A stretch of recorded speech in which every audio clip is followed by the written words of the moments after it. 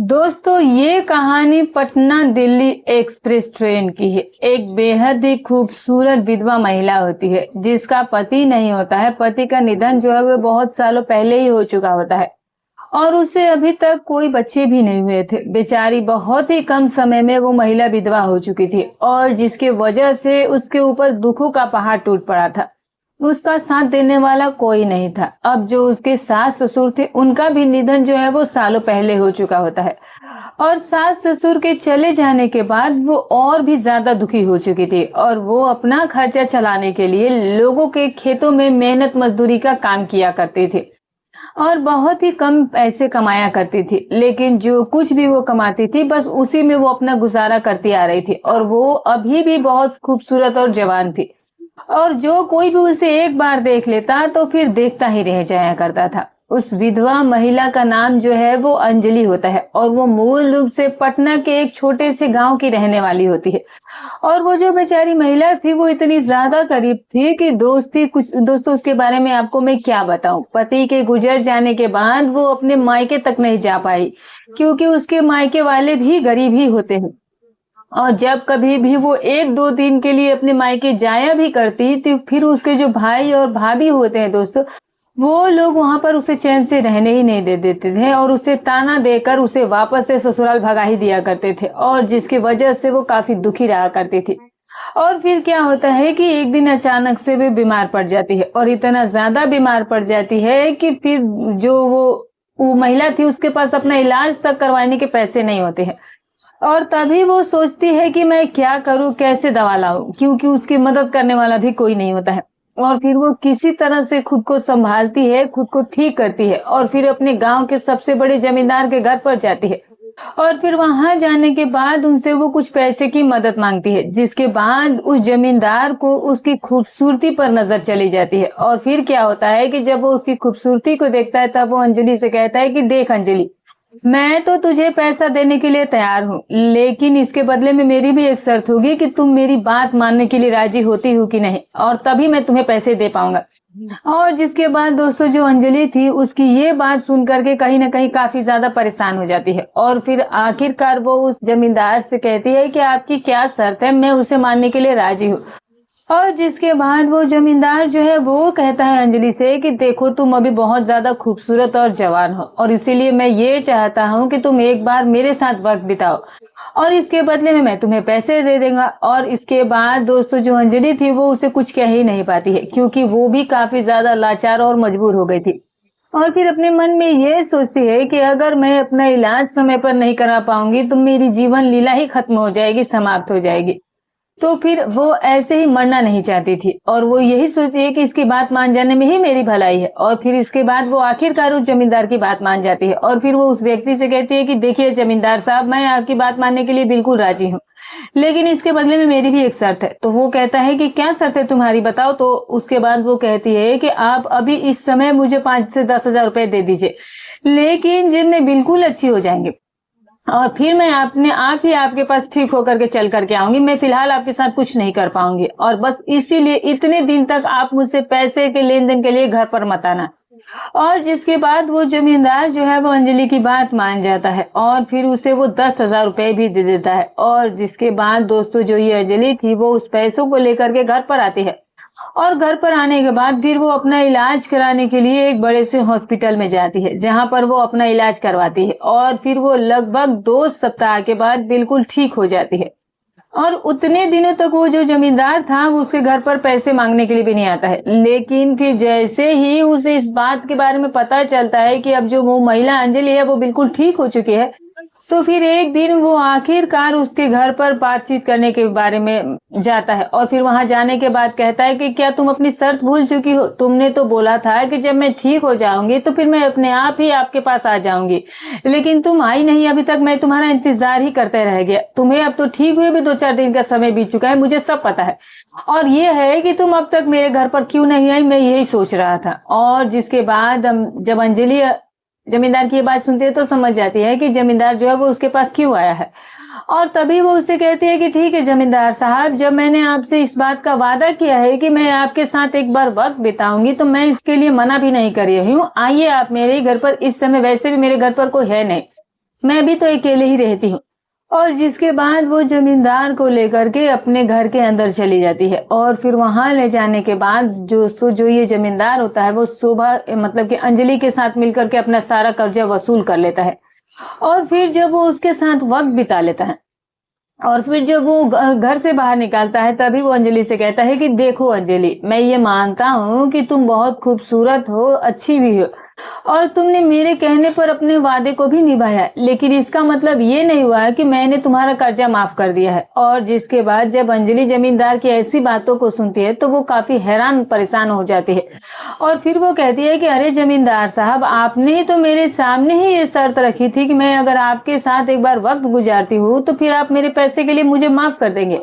और आज जब मैंने आपके साथ वक्त बिता लिया तो फिर आप ये कौन से अब नई बातें कहने लगे। मुझे अब आपकी नीयत में ही खोट नजर आ रही है। और फिर जो जमींदार होता है वो कहता है अंजलि से कि मैं वो सब कुछ नहीं जानता हूँ, मुझे तो बस मेरे पैसे से लेना देना है, अब तुम्हें किसी भी हाल में मुझे अपना कर्ज वापस लौटाना ही होगा। और जिसके बाद वो अंजलि से इतना कहकर वहां से चला जाता है। और अब अंजलि जो है वो काफी गहरी सोच में पड़ जाती है और अपने मन में यही सोचने लगती है कि अब मैं क्या करूं, जमींदार तो मेरे साथ अपना सारा काम भी पूरा कर चुका है और जो उसने कर्ज दिया था और जो उसने वादा किया था कि मैं तुम्हारा कर्जा इस वजह से माफ करूंगा, वो अब करने से मना कर चुका है। बदले में वो अपना सारा काम भी करके चला गया। और फिर दोस्तों वो उस दिन से कहीं ना कहीं परेशान रहने लगी थी कि अब वो इतना कर्जा चुकता कैसे करेगी और अब दिन रात वो जमींदार के ही बारे में सोचती रहती थी। अब जब कभी वो खेतों में मेहनत मजदूरी करने के लिए जाया करती तो फिर वो जमींदार के ही विषय में सोचती थी कि आखिर मैं उसका कर्जा लौटाऊं तो कैसे लौटाऊं, इतने कम पैसे में कब तक उसे दे पाऊंगी। और एक दिन वो आखिरकार थक हार कर अपने भांजे से ये बात बता देती है। और जब उसका भांजा ये बातें सुनता है कि जो उसकी मामी है इस तरह की समस्या में फंस चुकी है और उनके पास मजदूरी से उतने पैसे ही नहीं आते थे कि वो उसके कर्जे को इतनी जल्दी चुकता कर पाएगी और वो मजदूरी से बहुत थोड़े पैसे कमाया करती थी। अब जब उसका भांजा उसकी ये बातों को सुनता है तो फिर उसे कहता है कि अरे मामी, बस इतनी सी बात है और ये 5 से 10 हजार रुपए कर्ज के लिए तुम जमींदार की खुश क्यों कर रही हो, उसे क्यों वक्त बिता रही है, तुम्हें तो शर्म आनी चाहिए ये सब कुछ करने के लिए। इतना पैसा तो तुम मेहनत मजदूरी करके भी लौटा सकती थी, फिर तुम्हें ये करने की क्या जरूरत थी। उसके बाद अंजलि कहती है अपने भांजे से कि यहाँ पर मुझे कहाँ ऐसा काम मिला है कि मैं जल्द से जल्द उसका कर्जा दे पाऊं। और फिर वो कहता है कि ठीक है मामी, तुम एक काम करो कि तुम मेरे साथ दिल्ली चली आओ, यहाँ पर बहुत सारी ऐसी कंपनियां हैं जिसमें कि मैं आपका जॉब लगवा दूंगा और फिर आप दिन रात मेहनत करके मैं उस जमींदार का पैसा लौटा देना। और उसके बाद होता क्या है कि जो अंजलि होती है वो उसके अपने भांजे की दी हुई आइडिया बहुत पसंद आती है। अब दोस्तों अंजलि की एक बड़ी ननद भी होती है जो कि दिल्ली में ही रहा करती थी और उसका एक जवान भांजा भी था जो कि दिल्ली के एक प्राइवेट कंपनी में जॉब किया करता था और अच्छा खासा कमा भी रहा था। और अक्सर ही अंजलि जो है वो मोबाइल फोन पर अपने भांजे से बातचीत किया करती थी और अपना हर सुख दुख उसके साथ शेयर किया करती थी। और फिर क्या होता है कि वो अपने भांजे की बातों को मान करके दूसरे ही दिन वो दिल्ली जाने के लिए अपनी पूरी तैयारी करके लिए घर से निकल पड़ती है। और फिर होता क्या है दोस्तों कि सीधे ही वो रेलवे स्टेशन पर जाती है और वहां पर जाने के बाद वो दिल्ली जाने वाली ट्रेन पकड़ लेती है और उसे उस ट्रेन में सीट भी मिल जाती है और जिसके बाद वो बहुत आराम से अपने सफर की शुरुआत कर देती है। लेकिन अब जैसे ही शाम के तकरीबन 8-9 बजते हैं रात के, तब तक एक लड़का उसी ट्रेन के कोच में चढ़ जाता है और फिर वहां चढ़ने के बाद वो इधर उधर बैठने के लिए सीट ढूंढना शुरू कर देता है, लेकिन फिलहाल तो उसे कोई सीट दिखाई नहीं दे रही होती है। और फिर वो अंजलि से रिक्वेस्ट करता है, कहता है कि आंटी आप बहुत अच्छी है और इसीलिए बस आप मुझे अपने बगल में थोड़े बैठने की सीट दे दीजिए। लेकिन अंजलि के बगल में बस थोड़ा सा भी जगह नहीं था और फिर वो बार बार इसी चीज के लिए रिक्वेस्ट किए जा रहा था। और फिर आखिरकार अंजलि को उस लड़के पर दया आ जाती है। अब जो लड़का होता है उसका नाम जो था वो सुरेश होता है। अब सुरेश जो था वो मूल रूप से उत्तर प्रदेश बलिया का रहने वाला था और वो भी दिल्ली के एक प्राइवेट कंपनी में जॉब किया करता था, लेकिन वो दिखने में काफी ज्यादा सीधा साधा और भोला भाला दिखता था। अब जो कोई भी उसे देखता तो अपने मन में यही सोचता था कि अभी ये पढ़ाई लिखाई करने वाला स्टूडेंट होगा। लेकिन दोस्तों जो सुरेश था वो एक जवान लड़का था, लेकिन दिखने में बहुत ही सिंपल और बच्चे के जैसा दिखता था। फिर जब अंजलि को उस पर दया आ जाती है तो फिर वो आखिरकार उसे अपनी गोद में ही बैठा लेती है और जिसके बाद सुरेश जो है वो अब अंजलि की गोद में बैठ करके अपना सफर शुरू कर देता है। लेकिन फिर जैसे ही आधी रात का समय होता है और जब उस डब्बे के सभी यात्री एकदम से ही गहरी नींद में सो जाते हैं और अंजलि जो थी वो तो पहले ही सो चुकी थी और फिर वो मौका पा करके अंजलि के नीचे में हाथ डालने की कोशिश करता है, जिसके बाद अचानक से अंजलि की नींद खुलती है और जब उसकी नींद खुलती है तो वो ये देखती है कि जो ये सुरेश है वो गलत हरकतें कर रहा है और फिर वो उसे मना करने लगती है। कहती है कि तुम यहाँ पर कुछ भी मत करो क्योंकि यहाँ पर बहुत सारे लोग हैं जो बैठे हुए हैं, तुम्हें दिखाई तो दे ही रहा है, वो लोग भी तो इस ट्रेन में सफर कर रहे हैं और अगर इनमें से किसी को भी तुम्हारे ऐसी हरकतों के बारे में पता चल जाएगी तो फिर ये लोग हम लोग को ट्रेन से ही निकाल देंगे, उतार देंगे और जिसके बाद हम लोग अपने मंजिल तक नहीं जा पाएंगे। और जिसके बाद सुरेश जो है वो अंजलि की बातों को मानता है, समझता है और फिर एकदम से ही चुपचाप शांत होकर के बैठ जाता है। लेकिन फिर जब दूसरे दिन सुबह होती है और जब ट्रेन नई दिल्ली स्टेशन पर पहुंच जाती है तो फिर दोनों ट्रेन से नीचे उतरते हैं और ट्रेन से नीचे उतरने के बाद सुरेश जो है वो अंजलि से पूछता है कि आंटी आपको कहाँ जाना है, जिसके बाद अंजलि जो है वो अपने भांजे का एड्रेस उसे बताती है। तो फिर वो कहता है कि अरे मुझे भी तो उसी कॉलोनी में जाना है और फिर दोनों इकट्ठे ही एक ऑटो रिक्शा बुक करते हैं और फिर रिक्शा बुक करने के बाद दोस्तों वो लोग अपनी अपनी जगह पर चले जाते हैं। और फिर क्या होता है कि जब अंजलि अपने भांजे के घर पर जाती है तो फिर पीछे पीछे सुरेश भी उसे छोड़ने के लिए जाता है। तभी वो अंजलि से कहता है कि देखो आंटी, मैं इसी गली के नुक्कड़ पर एक किराए का कमरा लेकर के रहता हूँ और यहीं पर रहकर जॉब भी करता हूँ और अगर आपको कभी भी किसी भी चीज की मदद चाहिए होगी तो आप एकदम से निश्चिंत होकर के मेरे घर पर आ जाइएगा, मैं आपकी मदद कर दूंगा और मैं आपको काम भी दिलवा सकता हूँ। जिसके बाद वो अंजलि से इतनी बातें कहने के बाद वो वहां से चला जाता है और फिर जो अंजलि होती है वो अपने भांजे के घर के अंदर चली जाती है और फिर वहां जाने के बाद जब अंजलि का भांजा वहां पर अंजलि से मिलता है तो फिर वो काफी ज्यादा खुश हो जाता है।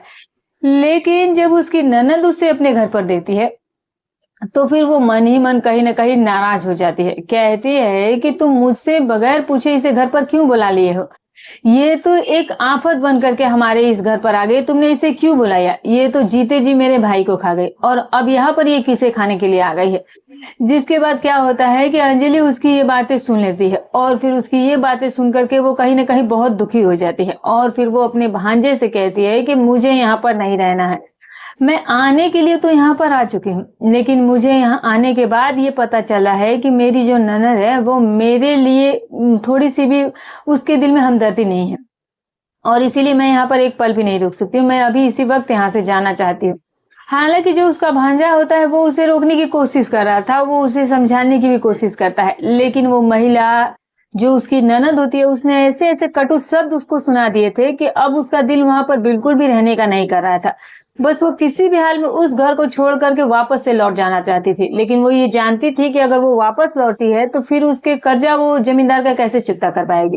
क्योंकि गांव में रहकर उसे इतनी मजदूरी नहीं मिलती थी कि जिससे वो अपने 10,000 रुपए का कर्जा चुकता कर सके। और बस इसीलिए तो वो दिल्ली भी आई थी और वो अब जब दिल्ली आ ही गई थी तो उसने ये डिसाइड किया कि अब वो दिल्ली आ गई है तो वो खाली हाथ तो नहीं लौटेगी, इतनी दूर आने के बाद वो ऐसे ही तो नहीं लौट करके जाएगी।